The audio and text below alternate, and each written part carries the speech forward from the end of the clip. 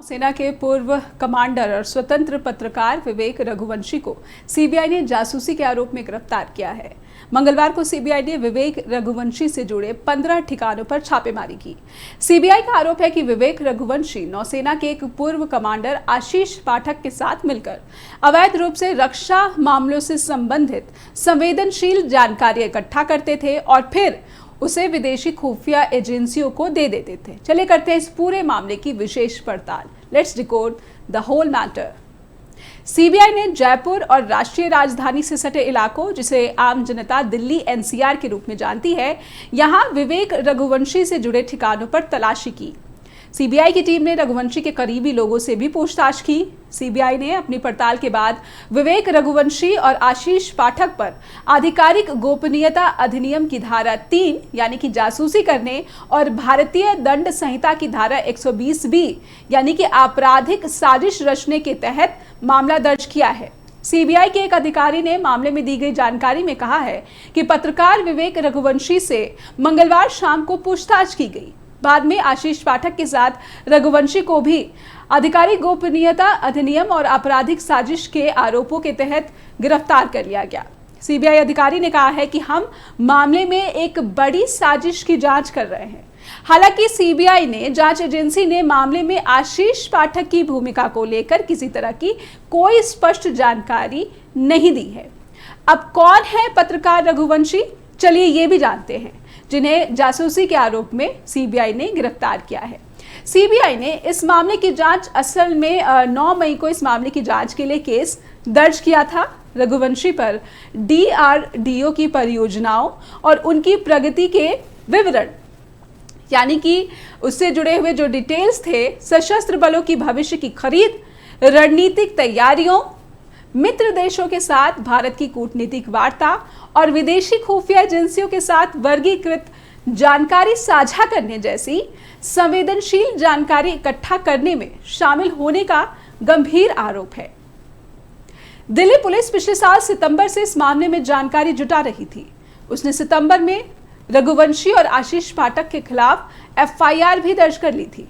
फिर दिसंबर में यह मामला जांच के लिए सीबीआई को ट्रांसफर कर दिया गया। सीबीआई का कहना है कि आरोपी देश की रणनीतिक तैयारियों से जुड़ी हुई सेंसिटिव जानकारियां जुटा रहे थे। वे भारत के मित्र देशों से डिप्लोमेटिक बातचीत की जानकारी भी इकट्ठा कर रहे थे।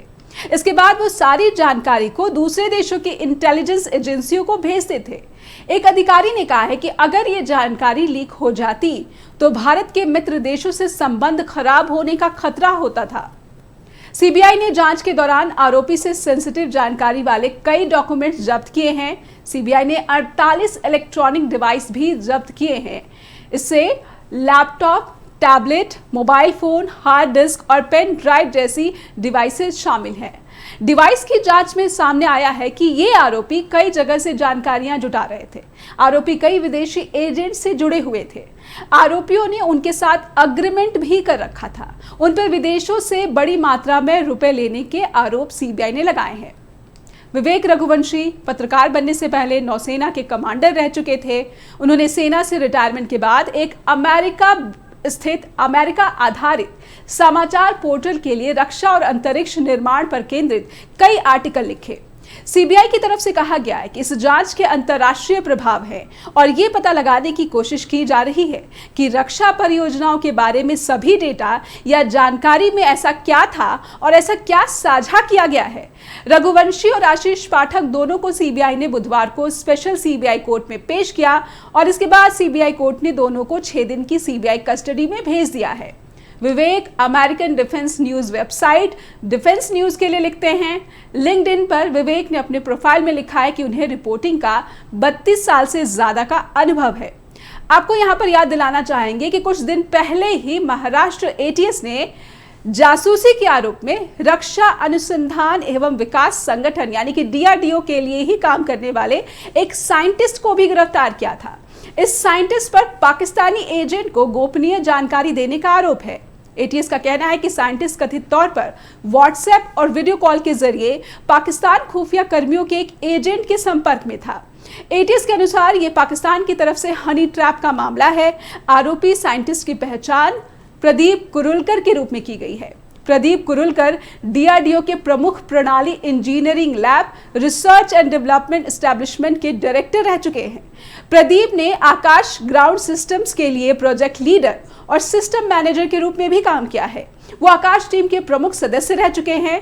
प्रदीप ने आकाश लॉन्चर्स और मिशन क्रिटिकल ग्राउंड सिस्टम के डिजाइन, विकास और उत्पादन में प्रमुख भूमिका भी निभाई थी। अग्नि परियोजना के लिए प्रोजेक्ट डायरेक्टर के रूप में उन्होंने लॉन्चर्स और ग्राउंड सिस्टम के सड़क रेल एडिशन के डिजाइन और डेवलपमेंट का भी संचालन किया था। तो ये कुछ ऐसे खुलासे हैं, भारत के खुफिया खुलासे, जिन्हें लेकर सीबीआई ने गिरफ्तारी की है, महाराष्ट्र एटीएस ने गिरफ्तारी की है। हालांकि ये स्पष्ट नहीं हो पाया है कि अभी जो डाटा लीक हुआ है उसमें ऐसा क्या था, और उसकी जांच की जा रही है कि कहीं ये बहुत ज़्यादा संवेदनशील डाटा तो नहीं था जिसे हो सकता है कि एजेंट्स को, विदेशी एजेंट्स को दिया जा चुका है। मामला अभी जांच के अधीन चल रहा है और सीबीआई को इन दोनों की कस्टडी 6 दिन के लिए मिल गई है। फिलहाल डिकोड द कोर्ट्स का सफर करते यहीं पर समाप्त। info@justbroadcasting.com पर ईमेल भेजना ना भूलें और neha@justbroadcasting.com पर भी हमें आपके ईमेल्स का हर रोज़ इंतज़ार रहता है। अपना ख्याल रखिए, फिर होगी आपसे मुलाकात। धन्यवाद।